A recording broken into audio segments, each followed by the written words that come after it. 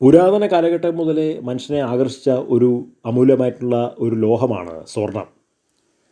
സ്വർണം ആണ് പല രാജ്യങ്ങളിലെയും സമ്പദ്ഘടന നിയന്ത്രിച്ചുകൊണ്ടിരുന്നത്. സ്വർണ്ണമാണ് പാരിതോഷികങ്ങളായിട്ട് കൊടുത്തുകൊണ്ടിരുന്നത്. സ്വർണ്ണമാണ് വിവാഹത്തിന് കൊടുത്തുകൊണ്ടിരുന്നത്. സ്വർണം ഉപയോഗിച്ചിട്ടാണ് ഒരാളുടെ സമ്പത്ത് അളന്നുകൊണ്ടിരുന്നത്. ഇന്നും അതങ്ങനെയാണ്. നൂറ്റാണ്ടുകൾക്ക് മുമ്പ് രാജഭരണം നമ്മുടെ നാട്ടിലുണ്ടായിരുന്നപ്പോൾ സ്വർണ്ണമാണ് രാജാക്കന്മാർ തമ്മിൽ കൈമാറിയിരുന്നത്. ഇപ്പോഴും രണ്ടാം ലോകമഹായുദ്ധ കാലഘട്ടത്തിലൊക്കെ യുദ്ധം നടന്നപ്പോൾ, പ്രത്യേകിച്ചും ഹിറ്റ്ലർ പല രാജ്യങ്ങളെ കീഴടക്കിയപ്പോൾ അവരുടെ സ്വർണത്തിൻ്റെ വിഭവങ്ങളാണ് അയാൾ അടിച്ചു മാറ്റിയത്.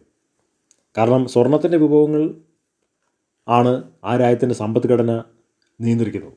ആ രാജ്യത്തിന് എത്രമാത്രം സമ്പത്തുണ്ട് എന്നുള്ളത് സ്വർണം ഉപയോഗിച്ചിട്ടാണ് അളക്കുന്നത്. വർഷങ്ങൾക്ക് മുമ്പ് ഇസ്രായേൽ നാമാവശേഷമാകുന്നതിന് മുമ്പ് അവരുടെ കയ്യിൽ കോടിക്കണക്കിന് മൂല്യം ഉള്ള സ്വർണം ഉണ്ടായിരുന്നു. അത് മോഹിച്ചിട്ടാണ് തീത്തോസ് ചക്രവർത്തിയൊക്കെ ഇസ്രായേലിൽ വന്ന് ജെറൂസലേം ദേവാലയം കത്തി നശിപ്പിക്കുകയും അവിടെയുള്ള സ്വർണ്ണം എല്ലാം അടിച്ചു മാറ്റുകയും ചെയ്തിട്ടുള്ളത്. അപ്പോൾ ഈ സമ്പത്ത് അടിച്ചു മാറ്റാൻ വേണ്ടിയിട്ടാണ് രാജാക്കന്മാർ വരുന്നത്. ആ സമ്പത്തെന്ന് പറഞ്ഞിരിക്കുന്നത് സ്വർണ്ണമാണ്. ഇപ്പോൾ നമ്മൾ കാണുന്ന പോസ്റ്ററിൽ പറഞ്ഞിരിക്കുന്നത് ലോകത്തിൽ സ്വർണത്തിൻ്റെ 11% ഇന്ത്യക്കാരുടെ കൈവശമുള്ളതാണ്. യുണൈറ്റഡ് സ്റ്റേറ്റ്സും ജർമ്മനി ഉൾപ്പെടെ ഉള്ള 5 മുൻനിര രാജ്യങ്ങളിലെ സ്വർണ്ണശേഖരത്തേക്കായിട്ട് കൂടുതൽ ഇന്ത്യൻ വനിതകളുടെ പക്കലുള്ള സ്വർണ്ണാഭരണങ്ങളാണ്.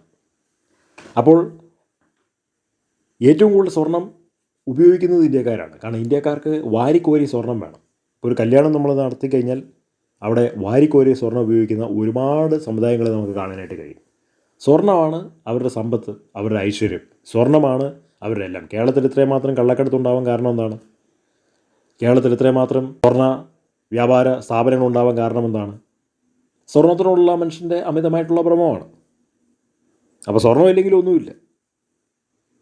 കേരളത്തിലെ സമ്പദ്ഘടന നിയന്ത്രിക്കുകയും കേരളത്തിലെ പണക്കാരുടെയും പ്രമാണിമാരുടെയൊക്കെ സമ്പത്ത് നിയന്ത്രിക്കുകയും ചെയ്യുന്ന വലിയൊരു ഉപാധിയാണ് സ്വർണം.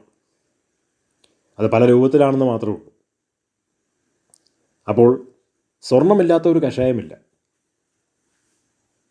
സ്വർണം ഒരാൾക്ക് ഉണ്ടെങ്കിൽ അയാളുടെ സമ്പത്ത് നിയന്ത്രിക്കാൻ ഒരുപാട് കഴിയും. ഇപ്പോൾ നമ്മുടെ കയ്യിലിരിക്കുന്ന പണം സ്വർണ്ണമായിട്ട് മാറ്റി ഒരിടത്ത് നമ്മൾ ശേഖരിച്ചു കഴിഞ്ഞാൽ അതിൻ്റെ മൂല്യം ഒരിക്കലും കുറയുന്നില്ല. റിയൽ എസ്റ്റേറ്റിൻ്റെ മൂല്യം പോലെയാണ്. നമ്മൾ കുറച്ച് സ്ഥലം ഒരിടത്ത് വാങ്ങിച്ചു വെച്ച് കഴിഞ്ഞാൽ അതിന് മൂല്യം വർദ്ധിക്കും. അതുകൊണ്ടാണ് അധികം പേരും സ്വർണ്ണത്തെ ഒരുപാട് സ്നേഹിക്കുന്നത്.